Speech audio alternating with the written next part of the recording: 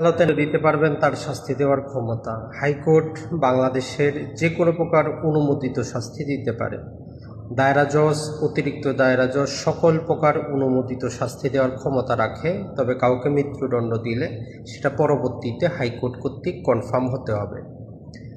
যুগ্ম দায়রা জজ 10 বছরের বেশি শাস্তি দিতে পারে না। এখন যারা ম্যাজিস্ট্রেট আছেন, বাংলাদেশে 3 প্রকারের ম্যাজিস্ট্রেট আছে, first class, second class, third class. এদের শাস্তি দেওয়ার ক্ষমতা মনে রাখবেন 532 দিয়ে। ফার্স্ট ক্লাস হইলে 5 বছর 5 লাখ, সেকেন্ড ক্লাস হইলে 3 বছর 3 লাখ, থার্ড ক্লাস হইলে 2 বছর 2 লাখ টাকা পর্যন্ত শাস্তি দিতে পারে। এটা ছাড়া যদি কোনো স্পেশাল আইন, বিশেষ আইনে বিশেষ ক্ষমতা দেওয়া থাকে সেটা ভিন্ন জিনিস। নর্মালি স্ট্রাকচার হচ্ছে এটা। তো এই জন্য এই যে প্রথম শ্রেণীর ম্যাজিস্ট্রেট আপনি আদালতে সেখানে চিনবেন যে সিনিয়র জুডিশিয়াল ম্যাজিস্ট্রেট, আর দ্বিতীয় শ্রেণীর ম্যাজিস্ট্রেট চিনবেন যে সেখানে লেখা আছে শুধু জুডিশিয়াল।